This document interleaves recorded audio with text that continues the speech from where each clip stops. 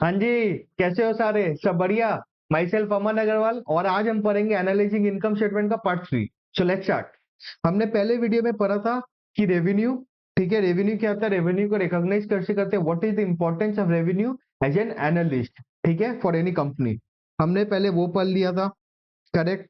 फिर हमने पढ़ा था कि एक्सपेंस क्या होता है, what is the requirement of expense, कैसे एक्सपेंस को रिकॉग्नाइज करते हो, and what is the use और हाउ हम we can measure the expense as per understanding, correct. हमने ये समझा था। आज हम करेंगे नॉन रिकरिंग एक्सपेंस क्या होता है, what is the importance of non recurring expense in our analysis, and आज हम पढ़ेंगे कॉमन साइज। नेक्स्ट वीडियो में will go for the EPS and फिर द क्वेश्चंस, करेक्ट। समझ आया? पहला वीडियो प्लीज देख के आना, फिर ये पहला एंड सेकंड वीडियो देख के फिर ये थर्ड वीडियो में आना, बिकॉज क्रोनोलॉजी पे आप जाओगे तो आपको इजी रहेगा समझने के लिए। रेवेन्यू पहले समझो, कैसे क्यों रिकॉग्नाइज करते हैं, व्हाट इज द इंपॉर्टेंस, फिर एक्सपेंस समझो, फिर हम आएंगे नॉन रिकरिंग एक्सपेंस पे। समझ आया? I hope you have understood revenue and expense. बराबर, चलो चालू करते हैं। समझते हैं नॉन रिकरिंग आइटम्स क्या होता है। उसके पहले हम लोग को समझना है कि ये चैप्टर हमें क्या क्या सिखाना चाहता है।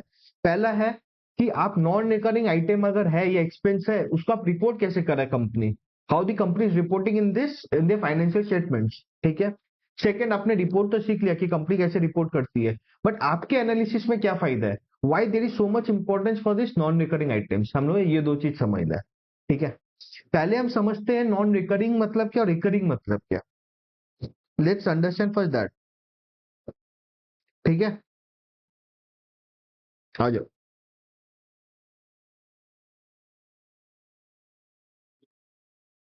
देखो हमारे पास दो चीजें हैं, ठीक है।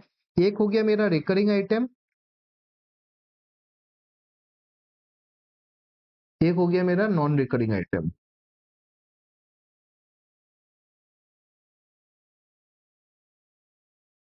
अभी ये मैं जोमेटो के बिजनेस के एग्जांपल से समझाऊंगा, उनके लिए क्या रिकरिंग आइटम हो सकता है, उनके लिए क्या नॉन रिकरिंग आइटम हो सकता है।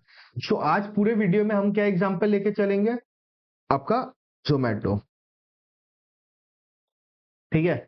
ये टाइटल लेके चलू, क्योंकि लास्ट वीडियो में मैंने टाइटल लेके बोला था।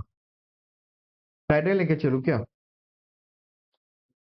चलो ठीक है, ठीक है, करता हूँ, रुको। टाइटन से चलते हैं, कोई बात नहीं। जोमेटो भी समझा देंगे, ऐसा कि ईपीएस में जोमेटो कर लेंगे, उसमें और इजी होगा ईपीएस में। बिकॉज जोमेटो में क्या है, आपका जो डाइल्यूटेड ईपीएस निकालूंगा मैं, उसके लिए बहुत इजी होगा आपको समझना, जोमेटो उस पे ले लेंगे। अभी टाइटन समझते हैं।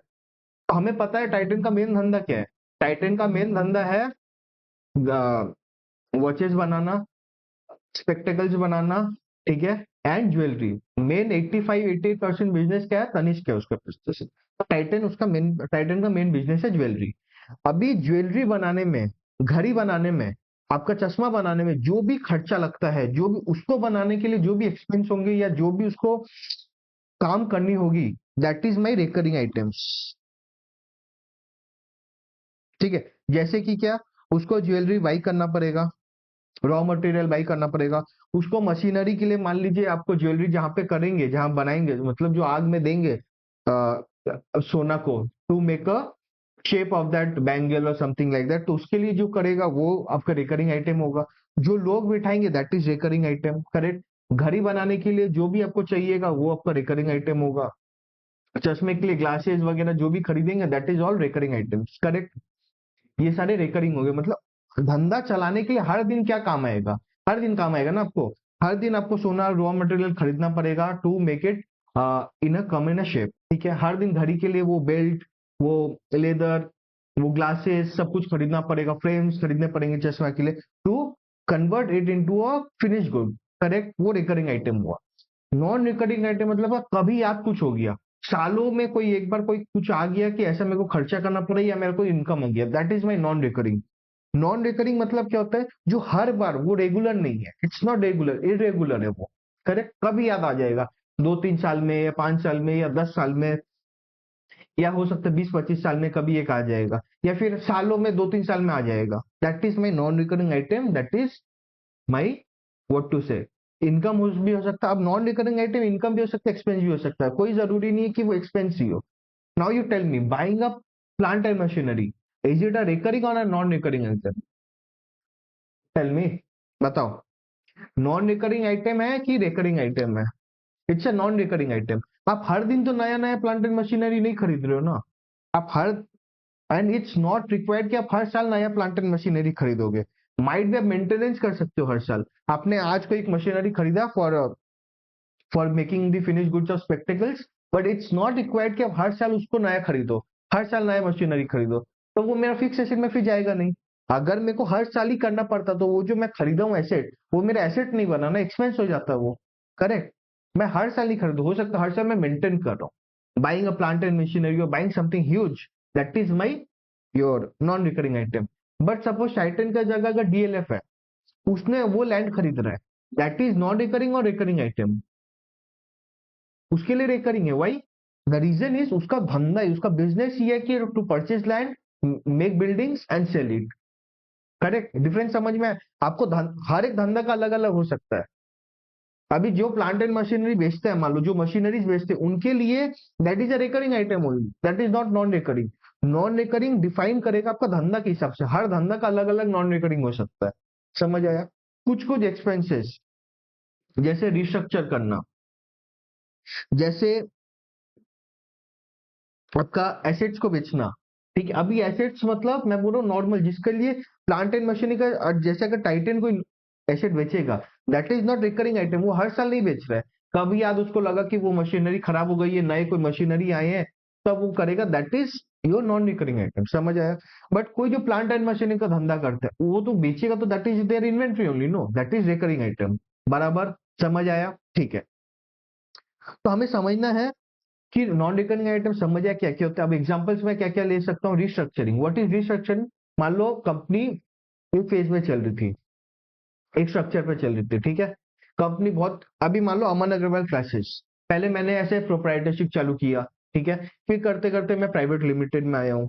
अभी इससे करते करते मान लो आप बड़े में जाओगे, कुछ भी हो सकता है, ठीक है। तो मैं जब प्रोप्राइटर से जब प्राइवेट लिमिटेड किया, कुछ खर्चा लगा होगा मेरे को प्रोप्राइटरशिप से प्राइवेट लिमिटेड में कन्वर्ट करने में, that is my restructuring cost. मान लो आप, रिस्ट्रक्चरिंग मतलब क्या? मैंने बिजनेस का जो मॉडल है वो सेम रहा, धंधा सेम है, बट मैंने उसको रिस्ट्रक्चर कर दिया, कुछ चेंजेस कर दिए बिजनेस में, वो मॉडलिंग में बेसिकली वो जो कंसेप्ट है वो मैं चेंज कर दिया। करेक्ट। जब मैं वो चेंज करूंगा, कुछ मेरे को खर्चा लगा, मेरे को प्राइवेट लिमिटेड बनाने में खर्चा लगा होगा, मेरे को सीए हायर किया होगा, सीएस हायर किया होगा, मैं टैक्सेशन में मेरे को कुछ चेंजेस आए होंगे। तो मैं अभी मैंने मान लो एक ऑफिस लिया होगा, वहां पे अलग चेंज किएंगे, बोर्ड्स वगैरह कुछ भी। सो वो जब मैं चेंज करूँ, मैं रिस्ट्रक्चर करूँ, कंपनी को पूरा चेंज करूँ, ओवरऑल करूँ। करेक्ट। समझ आया? That is my restructuring expense. आप बड़े लेवल पे जाओगे, हर कंपनी क्या करती है, अभी मान लो जैसे रिलायंस का मान लो, जब ये रिलायंस चालू हुआ था, रिलायंस रिटेल 1990 आई थिंक 8 या 7 में कुछ जगह इनॉग्रेट हुआ था, but that was a very small company. वो रिलायंस के अंदर ही था, रिलायंस इंडस्ट्रीज के अंदर ही, आज भी रिलायंस इंडस्ट्री का सब्सिडरी है वो। बट द पॉइंट इज, उसको 2003-4 में 7-8 में उसको 3-4-7-8 में आई थिंक उसको रिस्ट्रक्चर किया गया। अगर आप रिलायंस इंडस्ट्री का बैलेंस शीट उठा के देखोगे 2007-8 में आपको दिखेगा, there is been a restructuring. The reason is कि उसको लगा कि नहीं, ये धंधा को मैं सेपरेट करके मैं इसको अलग से एक्सपेंड करूं। पहले वो प्राइवेट लिमिटेड नहीं और कुछ के हिसाब से इनकॉर्पोरेट किया गया था 1998 के पहले भी, बट उसको लगा नहीं, मैं प्राइवेट लिमिटेड बनाऊं, उसका धंधा को एक अलग से एक इंपॉर्टेंस दू, टू बी वेरी क्लियर, कि मैं उस धंधे को, रिलायंस रिटेल को एक इंपॉर्टेंस दूं। उसके लिए क्या किया गया, उसको एक अलग रिस्ट्रक्चर किया गया, मतलब कुछ एक्सपेंस करके उसको एक अलग फॉर्म दिया गया। समझ आया? इंपॉर्टेंस दिया गया बेसिकली। क्यों रिस्ट्रक्चर करते हैं? दैट डिपेंड्स कंपनी का मैनेजमेंट क्या सोच रहा है, मतलब what is the future they are thinking for that company. अभी आईटीसी मान लो डीमर्ज हो रहा है, that is not restructure, but कहीं ना कहीं आईटीसी और जो अपने होटल को, होटल और अपने अलग धंधे को अलग कर रहा है, द रीजन इज कि उसको लगता है, मैनेजमेंट को लगता है आईटीसी का जो होटल धंधा है वो कुछ अलग, उसको लेके कुछ अलग पर्सपेक्टिव हो सकते हैं कंपनी के, ठीक है। तो उसको लग रहा है नहीं, मैं एक साथ इसको रखूंगा तो वो पर्सपेक्टिव अनलॉक नहीं हो पा रहा है, वो सिनर्जी अनलॉक नहीं हो पा रहा है। तो what they are doing is they demerging it, उसको एक सेपरेट एंटिटी मानेंगे। यहाँ पे भी कुछ खर्चा लगेगा उसको, जब भी कंपनी डीमर्ज होगी, that there will be some expense ना। वो तो रिकरिंग एक्सपेंस नहीं है, हर साल तो कंपनी नहीं करेगी ना कि अच्छा चलो आज होटल को कर देता हूँ, कल सिगरेट को कर देता हूँ, कल एफएमसीजी को कर देता हूँ, भाई बचा ही क्या फिर? नहीं करेंगे ना, हर साल का वो नहीं है। कभी याद 2-5 साल में, 10 साल में कंपनी को लगता है कि भाई मेरे को ये अलग एंटिटी बना के या फिर रिस्ट्रक्चर करके मेरे को उसका अलग इंपॉर्टेंस या सिनर्जी मिल सकती है, तब वो कंपनी करती है। So that is called restructuring, वो नॉन रिकरिंग आइटम हो सकता है। ठीक है। समझ आया? नॉन रिकरिंग आइटम अब समझ आया? पक्का ना? चलो ठीक है, ये तो हम समझ गए कि नॉन रिकरिंग आइटम क्या होता है, ये हम एकदम क्लियर है। एक्सपेंस भी समझ गए, गेन भी समझ गए, कोई कैपिटल एसेट बेचा, कोई डिवीजन बेचा, मतलब कोई धंधा बेचा, वो भी नॉन रिकरिंग आइटम में समझ गए। बट इसको रिपोर्ट कैसे करते कंपनीज, ये समझते हैं। ठीक है, पहले रिपोर्ट करने के पहले और एक चीज समझते हैं, why it's important to identify. हमें why it's very important to identify this non recurring expense, ये जो नॉन रिकरिंग आइटम्स होते हैं, इसको हमें क्यों इतना इंपॉर्टेंट दिया कंपनी इंस्टीट्यूट ने हो, या फिर एज अ वैल्यूअर ऑल्सो, जब आप कोई कंपनी को वैल्यू करते हो, आप नॉन रिकरिंग आइटम को क्यों वो करते हो, इतना इंपॉर्टेंस क्यों देते हो? द रीजन इज कि ये रेगुलर खर्चे नहीं होते, ये बहुत इरेगुलर है, मतलब इनफ्रीक्वेंट खर्चे हैं, अनयूजुअल खर्चे हैं। आपको इससे पता चल जाता है कुछ कुछ जगह कि कंपनी के मैनेजमेंट क्या सोची है कंपनी को लेकर। सपोज अभी अगर मैं आपको एग्जांपल लूं, सपोज अभी आईटीसी का एग्जांपल लेते हैं। आईटीसी में होटल को हम डीमर्ज कर रहे हैं, ठीक है। मान लो आपको न्यूज वगैरह नहीं पता, न्यूज में भी आधा सच आधा झूठ आता है, तो आप तो न्यूज से जाओगे नहीं। आप कंपनी का जब मान लो 24-25 का बैलेंस शीट देख रहे हो, आया नहीं है, I am just explaining you, ठीक है। 24-25 का बैलेंस शीट देख लो, आप देख लो यहाँ पे कंपनी के मैनेजमेंट ने दिखा है कुछ एक्सपेंस लगा है उसका, एक्स अमाउंट, ठीक है, for demerging the hotel business to another entity. अभी आपको मैनेजमेंट उसका लॉजिक देगा why they have incurred that expense. कोई भी नॉन रिकरिंग आइटम होगा, मैनेजमेंट कहीं ना कहीं, चाहे आप उसके एमडीए में बोलेगा, चाहे फाइनेंशियल स्टेटमेंट्स में बोलेगा, कहीं ना कहीं आपको वो देगा कि what is the reason why we are incurring that expense, और why we are gaining their income, कोई भी अगर गेन होगा इनकम का, क्यों हो रहा है, क्या लॉजिक है उसका, वो देगा। वहां से आपको पता चल जाए कंपनी के फ्यूचर क्या है। अच्छा, आपको यहाँ पे लगा, मान लो कंपनी ने बोला कि मैं जो आईटीसी ओवरऑल कंपनी थी, उससे मेरे को होटल बिजनेस पे जो वैल्यू था वो मेरे को मिल नहीं रहा था शेयर मार्केट में, या फिर ओवरऑल पे मैं जो वैल्यूएशन लेने जा रहा था वो अच्छा वैल्यू नहीं मिल रहा था। होटल अगर इसके साथ था, तो होटल की जो वैल्यू थी, मान लो अगर 100 करोड़ थी, तो होटल को वो 100 करोड़ वैल्यू नहीं मिल रही थी, उसको मतलब 70 करोड़ ही मिल रही थी। तो वो बोला वो 30 करोड़ वैल्यू एडिशन करने के लिए, मेरा वैल्यू लाने के लिए मैंने उसको डीमर्ज किया, मान लो मैंने 1 करोड़ रुपया खर्चे किया। कंपनी क्या बोली? कंपनी बोली आईटीसी में होटल एक साथ था, आईटीसी लिमिटेड में। कंपनी बोली होटल का वैल्यूएशन हम लोग को लगा एसेट वैसेट देख के कि 100 करोड़ वैल्यू होना चाहिए, 100 करोड़ वैल्यू होना चाहिए, बट आज के डेट पे जब साथ में है, वो 100 करोड़ है नहीं वैल्यू, वो है 70 करोड़। तो कंपनी बोली मेरे को वो 30 करोड़ का जो वैल्यू एडिशन है वो मेरे को दिखाना था पेपर पे, मतलब वो वैल्यू वो मैं लाना चाह रहा हूँ कि वो 100 करोड़ का वैल्यूएशन पे आ जाए वो बेसिकली, ठीक है। तो जब वो चाहेगा तो उसको कुछ अलग करना पड़ेगा, सेम बिजनेस में अगर नहीं हो रहा, धंधे में नहीं ला पा रहे वो बोला ठीक है मैं रिस्ट्रक्चर कर देता हूँ 1 करोड़ रुपया खर्चा करके। तो बोला मेरे को 30 करोड़ का वैल्यूएशन एक्स्ट्रा मिल गया, 100 करोड़ वैल्यू हो गई कंपनी की, और कंपनी और अच्छा परफॉर्म कर पाएगी, कंपनी अच्छा एक्स्ट्रा फोकस हो पाएगा होटल बिजनेस के ऊपर, आईटीसी का मैनेजमेंट ने ये बोला। तो आपको समझ आया? अच्छा, अभी कंपनी होटल पे बिजनेस पे धंधे पे ज्यादा ध्यान दे रही है। फिर वो अपना लॉजिक देगा कि होटल इंडस्ट्री ऐसे बढ़ेगी नहीं बढ़ेगी अगर आप एमबीए पर हो गए, तो आपको बराबर समझ आएगा कि अच्छा, अगर वो नहीं बताता, मान लो ये 1 करोड़ अगर नॉर्मल वो एक्सपेंस में डाल देता, मान लो रिस्ट्रक्चरिंग में अगर रिस्ट्रक्चरिंग एक्सपेंस ही रहता सपोज, पर वो रिकरिंग आइटम, अभी ठीक है, इसके पहले एक लेट्स डू वन थिंग, कैसे रिपोर्ट करते वो देख लेते हैं, ठीक है, तो आपके लिए इजी रहेगा समझना। कंपनी क्या करती है, कंपनी को क्या बोला गया एज पर अपना आईएफआरएस या इनकम जो भी, कि मान लो ये मेरा इनकम स्टेटमेंट है, ठीक है, यहाँ पे मैंने सेल्स लिखा, यहाँ पे मैं सीओजीएस दिया, ये मेरा ग्रॉस प्रॉफिट आया, यहाँ पे मेरा नॉर्मल रिकरिंग एक्सपेंस में डालूंगा करके मैं, मान लो प्रॉफिट बिफोर टैक्स या कुछ भी लाऊंगा, पीबीटी लाऊंगा, ठीक है। आईएफआरएस या प्रिंसिपल्स बोलते हैं यहाँ पे आप अदर एक्सपेंस बोल के दिखाओ, ऐसा करके, ठीक है। अभी ये जो अदर एक्सपेंस है ये मेजरली है ये नॉन रिकरिंग आइटम्स, समझ आया? ये जो अदर एक्सपेंस है, मैं जो अदर एक्सपेंसेस अलग से दिखा रहा हूँ after calculating the profit from the recurring items, ये जो मैं दिखा रहा हूँ, ये येलो जो हाईलाइट किया हूं मैं, that is my you non recurring items. अभी क्या हो रहा है, मैं क्यों ये अलग से क्यों दिखाना पड़ रहा है, मैं यहाँ ही अगर दिखा देता तो क्या हो जाता? कारण है नहीं दिखाने का, जब मैं आईटीसी होटल को, जब मैं वैल्यू, जब मैं ये देख रहा हूँ कि कंपनी का मैनेजमेंट क्या चाह रहा है, अगर ये मान लो मैं 1 CR अगर मैं यहाँ दिखा देता, यहाँ नहीं दिखा के क्या होता, क्या फायदा होता, क्या नुकसान होता, क्या फायदा होता? प्रॉब्लम है आप फोकस नहीं कर पाते। आप नॉर्मल जो ये रेशियोज निकालते हैं, मान लो जो भी हम लोग रेशियो निकालते हैं, हम लोग नेक्स्ट क्लास में सीखेंगे रेशियो कौन से निकालते हैं। अब वहां पे 1 शेयर पकड़ लेते हैं वहां पे, बट वो नॉर्मल धंधे से नहीं आया। वो 1 करोड़, आपके लिए 1 करोड़ हो सकता है छोटा अमाउंट है, बट नॉर्मली जब नॉन रिकरिंग आइटम्स आते हैं अच्छे बड़े अमाउंट के आते हैं कंपेयर टू द सेल्स या compare to your income statement. तो आप जब नॉर्मल रेशियो निकालोगे आपको अचानक से लगेगा कि कम हो गया। मान लो विदाउट दिस रिकरिंग आइटम अगर उसका नेट प्रॉफिट रेशियो एक बार पकड़ लेते हैं, I know this is wrong, मान लो 12% आ रहा है। अगर मैं ये 1 करोड़ पकड़ लू ना, ये मान लो 8% आ रहा है सपोज, तो आप देखोगे अचानक से क्या हुआ, कंपनी 12% दे रही थी, अचानक से 8% आ गई। क्यों, क्या हुआ? आप लॉजिक नहीं समझ पाओगे। फिर आप अंदर जाओगे, समझ नहीं पाओगे कि why the companies net profit has reduced from 12 to 8%। But अगर कंपनी अलग से अदर एक्सपेंस में दिखा दी 1 ईयर, आपको समझ आएगा अच्छा नॉर्मल धंधे से इसका कोई प्रॉब्लम नहीं, नॉर्मल धंधे इसका 12% ही दे रहा है, नॉर्मल धंधा से वो 12% ही कमा पा रहा है। बट उसको कुछ उसने कुछ अनयूजुअल खर्चे या गेन कर लिए जिससे उसका प्रॉफिट रेशियो कम गया। समझ आए? इससे आप क्या कर पाओगे, आपको लगेगा नहीं कोई धंधे में कोई प्रॉब्लम नहीं है, आईटीसी का नॉर्मल धंधा बराबर चल रहा है, जो 12% ला रहा था वो 12% ही ला रहा है। बस उसने कुछ एडिशनल खर्चे कर दिए, वन ऑफ है वो खर्चे, इसी साल के हैं, क्यों किया है उसका भी उसको लॉजिक दिया। तो आपको बराबर समझ आया कि कंपनी मतलब पागल नहीं है कि वो 1 करोड़ का खर्चा कर दिया रिकरिंग आइटम। बराबर समझ आया? कंपनी ने कुछ सोच समझ के किया होगा। फिर आप वो समझोगे कि अच्छा कंपनी ने किया, इसका फायदा क्या है।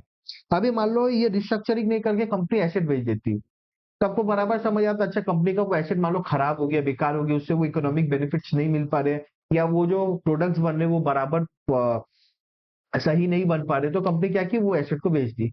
तो आपको समझ आया अच्छा वो एसेट बेची, एसेट खरीदी है क्या कंपनी? अगर एसेट खरीदी है तो no expansion, nothing has happened, ना ही उसका वो जो क्या बोलते हैं उसको कैपेसिटी है उसने रिड्यूस किया है। बट अगर आपने देखा एसेट बेच दिया है बट कंपनी नई एसेट नहीं खरीदी है, तो कहीं ना कहीं आपको लगेगा कैपेसिटी कम हो गई है कंपनी की। मान लो कंपनी कंपनी का ये एसेट है, यहाँ से वो 20% कोई प्रोडक्ट बना पाती थी, ठीक है। मान लो यहाँ से वो 100 पीस क्लासमेट कॉपी बना पाती थी, ठीक है। अभी कंपनी ने क्या किया, ये एसेट बेच दिया। अभी ये एसेट बेच के अगर कंपनी नया एसेट नहीं खरीदेगी, तो आपको लगेगा अच्छा कंपनी का 100 क्लासमेट बनाने का कैपेसिटी कम हो गया। तब कुछ ना कुछ जस्टिफिकेशन आप मांगोगे एनालिस्ट कॉल में या कहाँ पे, भाई क्यों हुआ ऐसा, कि आपको क्या लगता है कि मतलब आप आगे साल खरीदने चाहते हो या क्यों, क्यों नहीं हुआ? माइट भी कि आप ये पिछले 30 मार्च को बेचा माल, ये माल को, वो हो सकता है 2-4 अप्रैल को खरीद लिया हो, बट फाइनेंशियल स्टेटमेंट में नहीं दिखाओ। वो आप लॉजिक समझ पाओगे। बराबर समझ आया? नहीं समझ आया क्या? समझ आया ना? समझ आया नॉन रिकरिंग आइटम का क्या मतलब, इतना इंपॉर्टेंस क्या, फंडा क्या है इंपॉर्टेंस, बराबर समझ आया ना? हम लोग ने ये समझ गया कि रिपोर्ट कैसे करना है। रिपोर्ट तो मेरे को समझ आ गया कि बैलेंस शीट में इनकम स्टेटमेंट में मेरे को अलग से दिखाना है रिकरिंग आइटम्स, रिकरिंग जो मेरे को धंधे से जो आ रहा है प्रॉफिट कर लो, नीचे पे मेरे को अदर एक्सपेंस दिखा, ठीक है। ये हमें समझ गया। अब हमने एनालिसिस भी कर लिया कि क्या लॉजिक है। जैसे मैं आपको एग्जांपल दिया आईटीसी का एग्जांपल, कि आईटीसी ने अगर होटल को डीमर्ज किया है, तो जो रिस्ट्रक्चरिंग एक्सपेंस किया, क्यों किया, व्हाट इज द रीजन, वहां पे आप समझ सकते हो। या फिर अगर कोई एसेट बेचा है, वो एसेट के बिहाफ पे कोई एसेट खरीद लिया है क्या, तब तो मेरा कैपेसिटी बराबर है।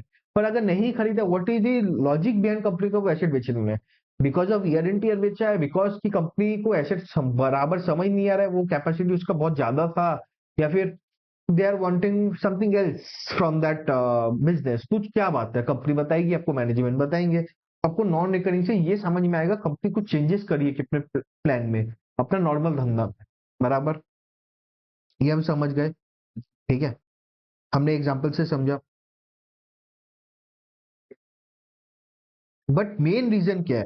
मेन रीजन है कि अगर नॉन रिकरिंग आइटम्स, अगर what what is the main reason, if the non-recurring items are included in your normal operating business, then it is hiding the true picture of the day-to-day operations of the business। जो मैंने आपको net profit से समझाया, that is only written। अगर मान लो मैं अगर मान लो मैं ये 1 CR को मैं यहाँ दिखा दूं, मेरा रिकरिंग आइटम मैंने पीबीटी के ऊपर दिखा दूंगा, तो मेरा नेट प्रॉफिट कम जाएगा। तो वो ट्रू पिक्चर नहीं दे रहा है मेरे को, मेरा धंधे से, मेरे को लग रहा है कि भाई धंधे में कोई प्रॉब्लम है। करेक्ट नंबर, धंधे में कोई प्रॉब्लम नहीं है, बस कंपनी ने कुछ अलग एक खर्चा किया है, वन ऑफ आइटम्स, इसीलिए हम लोग अलग से दिखाते हैं। समझ आया? ये बहुत जरूरी है समझना। आई नो आप बोलोगे सर इतना क्या है भैया, मत दिखाओ, इतना क्यों समझा रहे हो, बट द पॉइंट इज जब आप कंपनी का एनालाइज करोगे आपको नहीं समझ आएगा ये कंसेप्ट, अगर आप बराबर नहीं समझोगे आपको लगेगा ठीक है वन ऑफ, बट उसका फ्यूचर प्रेडिक्ट नहीं कर पाओगे। What is your role as an analyst, tell me. आप पोर्टफोलियो मैनेजर या फिर कोई भी एनालिसिस का एनालिस्ट बनोगे, आपका क्या रोल है? आपका ये रोल है कंपनी का बैलेंस शीट देके कंपनी से बात करके आप सोचो कि कंपनी आगे ले जाके क्या करने वाली है, उस हिसाब से वैल्यू करो। कंपनी बराबर चल रही है, कंपनी सही है तो खरीदोगे कि नहीं खरीदोगे, आपको यही काम है ना।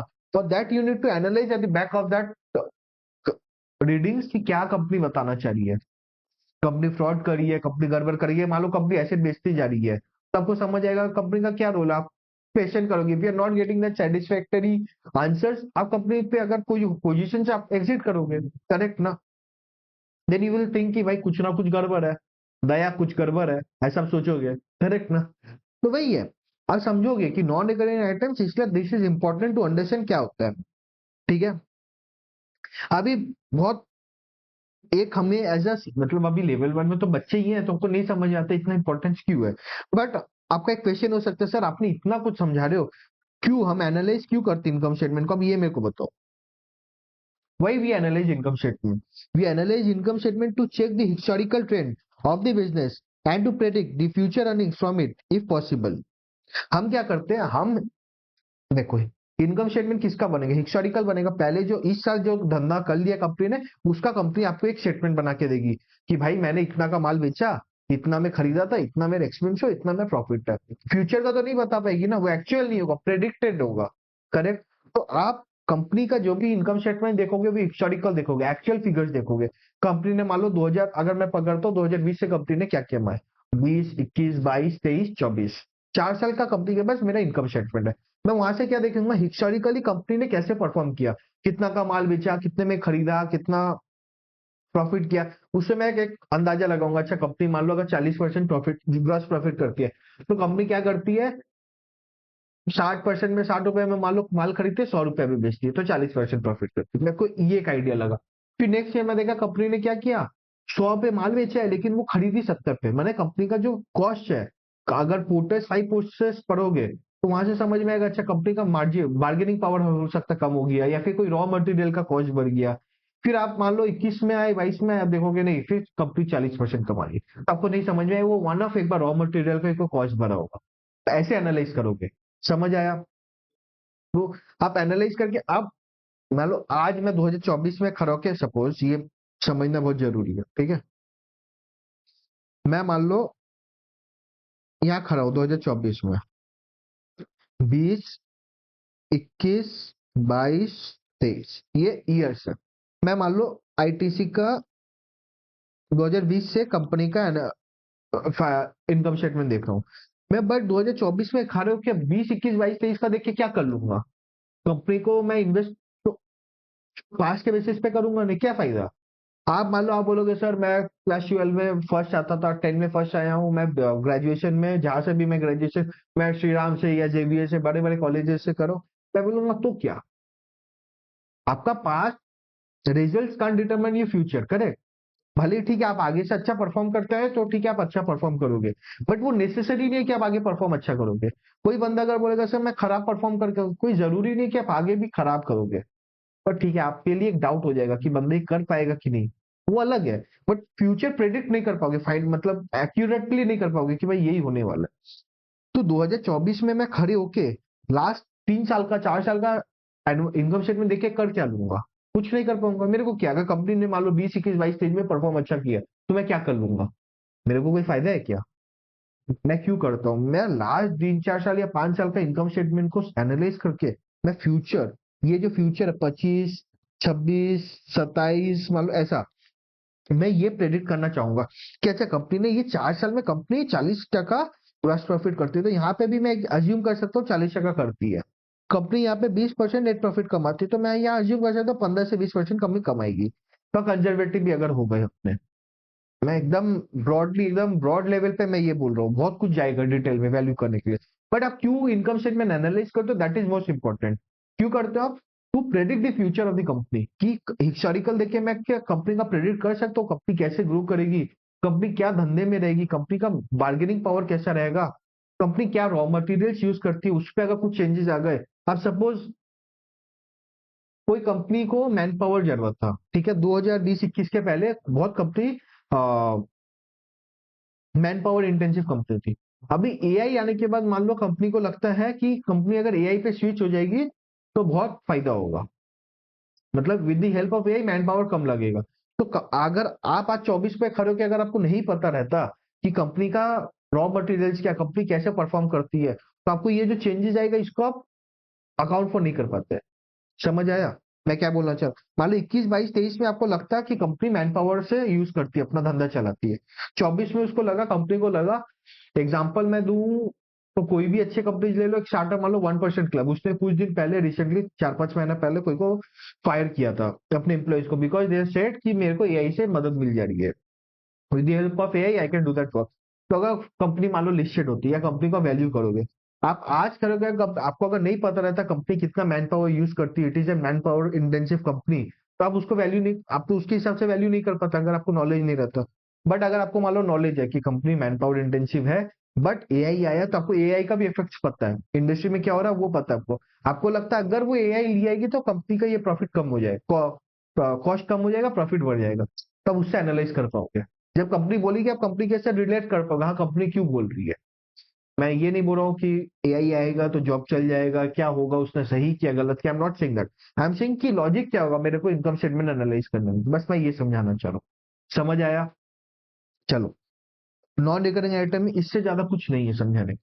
अभी कुछ कुछ मैं आपको जैसे बता दिया कि मेरे को इनकम स्टेटमेंट मैं यही लिख के रखा हूँ आप लोग के लिए, ठीक है। मैं आपको क्लास के बाद नोट्स दे दूंगा, डोंट वरी। कि कैसे हम लोग प्रेजेंट करते हैं, we present it disclose separately, मैंने आपको बता दिया। अच्छा, ऑपरेशंस मैंने आपको बताया कि कंटिन्यूड होते हैं, डिसकंटिन्यूड होते हैं, ठीक है।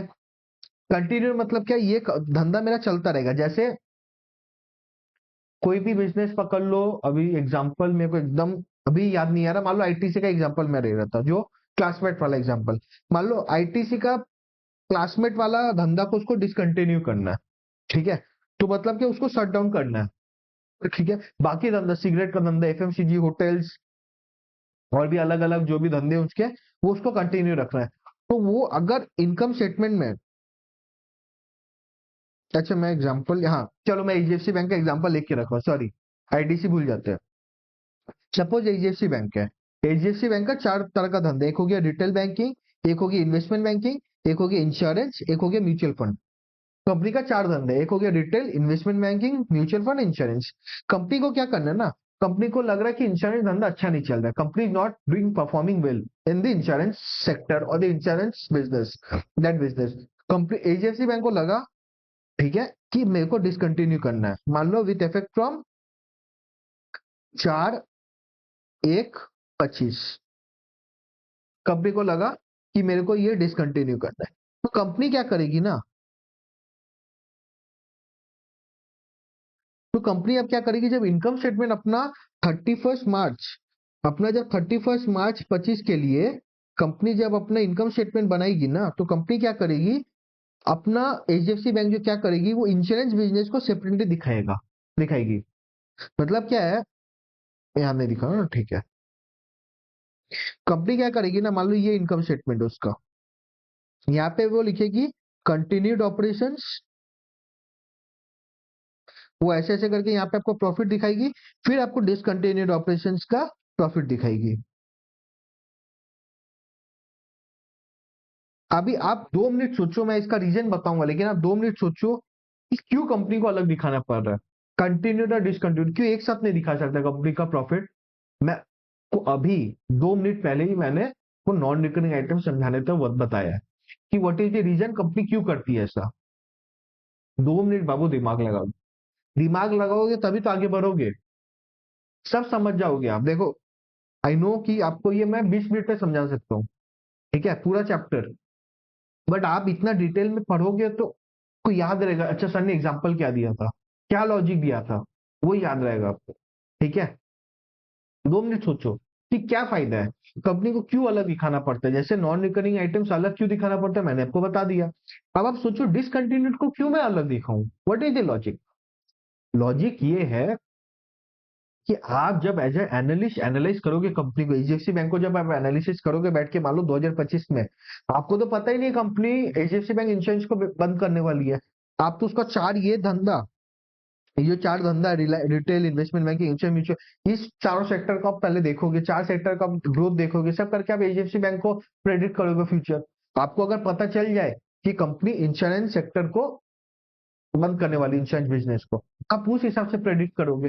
बट आपका क्वेश्चन एक होना चाहिए, ठीक है सर मेरे को पता तो चल गया, ठीक है कंपनी मेरे को मैनेजमेंट कॉल पे बता देगी कि इंश्योरेंस बिजनेस मेरे को नहीं चलना है, बट वह क्यों अलग दिखाना है? अलग इसलिए दिखाना है बाबू, आप हिस्टोरिकल इनकम स्टेटमेंट को देखते तो आप फ्यूचर टानोगे, फ्यूचर आप डिसाइड करोगे। बट अगर आपको हिस्टोरिकली इंश्योरेंस बिजनेस को माइनस करके कितना कंपनी ने सेल किया, कंपनी ने कितना प्रॉफिट किया, अगर वो नहीं पता होगा, कंपनी का प्रेडिक्ट कैसे करोगे फ्यूचर? मतलब मैं समझा रहा हूँ, ठीक है। ये सेल्स है, ये मान लो 2022 का है, 2023 का है, 2024 का है, 25 का है, 26 का है। कंपनी ने 100 रुपये सेल किया, 120 रुपये किया, 140 रुपये किया, 150 किया। अभी कंपनी का फ्यूचर प्रेडिक्ट करोगे। ये जो सेल्स मैं बोल रहा हूँ, इस सेल्स में सब कुछ इंक्लूडेड है, retail banking, investment banking, insurance, mutual fund. अभी जब आपको पता है कंपनी ने बोल दिया कि 25 के बाद मेरा इंश्योरेंस बिजनेस और नहीं चलने वाला, मैं उसको बंद करने वाला हूँ, बट अब आप जब 26 में इसको जब फ्यूचर में आप ग्रो करवाओगे, आप कैसे ग्रो करवाओगे? 150 को ग्रो कर दोगे क्या? बताओ। आपको पता चल गया 31 मार्च 2025 के बाद इंश्योरेंस बिजनेस से कुछ नहीं आने वाला है, ठीक है। जब बट आप 26 का जब सेल्स प्रेडिक्ट कर रहे हो, मतलब एनालाइज कर रहे हो या फिर प्रेडिक्ट कर रहे हो, आपके ये 150 जो 2025 में जो था आपका सेल्स, क्या आप उससे ग्रो करवा दोगे? बताओ, नहीं करवाओगे ना। वाई? बिकॉज 150 में तो मेरा म्यूचुअल फंड भी है, सॉरी इंश्योरेंस भी है, करेक्ट।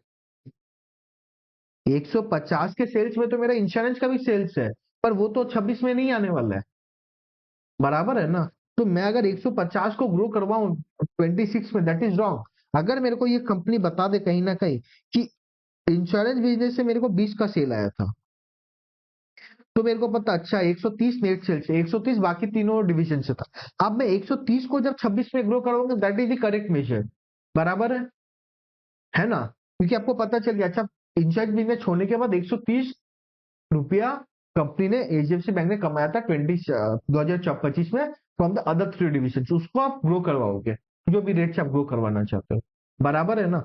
इसीलिए हम डिसकंटिन्यूड ऑपरेशंस को अलग दिखाते हैं, सो दैट जब आप वैल्यू करो कंपनी को, you don't value it incorrectly. अभी आप 150 को अगर ग्रो करते हैं, that is an incorrect valuation. Insurance business रहेगा ही नहीं, तो उसका सेल्स क्या होगा, परचेज क्या होगा, कॉस्ट क्या होगा, कुछ नहीं होगा। आप इसीलिए करते हो, समझ आया? नॉन रिकरिंग का भी वही लॉजिक था। नॉन रिकरिंग करते हो कि वन ऑफ आइटम है, वो आप हर साल एक्सपेंस, अगर मान लो एक साथ दिखाता ना वो, आप क्या कर सकते हैं, एक्सपेंस को नॉर्मल टान देते हैं कि अच्छा ग्रो करवा दूं मैं इससे, नहीं हो सकता ना वो बाबू। That was one off. आप हर साल क्या अपना वो एसेट नहीं बेचोगे, वन ऑफ आइटम है, रिस्ट्रक्चर हर साल नहीं करोगे। ये समझ आया? समझ आया, ठीक है। अब समझते हैं चेंजेस इन अकाउंटिंग पॉलिसी। अगर कंपनी ने अकाउंटिंग पॉलिसी चेंज कर दिया, अकाउंटिंग पॉलिसी क्या होता है, कंपनी एक मान लो कोई एक मेथड से डिप्रिशिएट करती है, कंपनी बोलती है कि मैं स्ट्रेट लाइन मेथड से डिप्रिशिएट करूंगी, ठीक है। कि कंपनी ने 100 रुपए का एसेट खरीदा, कंपनी बोली मैं 5 साल में लीनियरली उसको डिप्रिशिएट करूंगा, मैंने 100/5 20 रुपीज करके डिप्रिशिएट करूंगी। अब मान लो कंपनी बोलती नहीं, मैं स्ट्रेट लाइन पे नहीं, मैं कोई एक परसेंटेज पे करूंगी, मैं 15% करके डिप्रिशिएट करूंगी, मान लो कंपनी ऐसा बोलती है। तो जब आप स्ट्रेट लाइन से आप कोई परसेंटेज में जा रहे हो, तो आप अकाउंटिंग पॉलिसी चेंज कर रहे हो, करेक्ट। तो कंपनी बोलती है, अकाउंट कंपनी नहीं सॉरी, प्रिंसिपल्स बोलता है, अगर आप अकाउंटिंग पॉलिसी चेंज करते हो, उसके लिए कुछ कुछ कंडीशन है जो आपको फुलफिल करनी पड़ेगी। तो क्या होता है, पहला है कि आपको ये चेक करना पड़ेगा कि वो रेट्रोस्पेक्टिव होगा कि प्रोस्पेक्टिव होगा। रेट्रोस्पेक्टिव मतलब मान लो आप 24 में कुछ चेंज कर रहे हो, 2024 में आप कोई अकाउंटिंग पॉलिसी चेंज कर डिप्रिसिएशन का।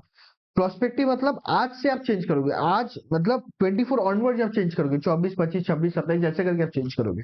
रेट्रोस्पेक्टिव मतलब पहले का 2-3 साल भी को भी आपको चेंज करना पड़ेगा, जब से वो एसेट खरीदे हो तब से आपको वो चेंज करना पड़ेगा। मान लो आपने एसेट 2020 में खरीदा, तो 2020 से आप रेट्रोस्पेक्टिवली वो चेंज करके आओ, फिर देखो आज क्या वैल्यू, उसके हिसाब से आप 15% लगाओ। समझ आया? रेट्रोस्पेक्टिव मतलब आज के पहले से आप उसको चेंज करके आओ, प्रोस्पेक्टिव मतलब आज के बाद आप चेंज करो।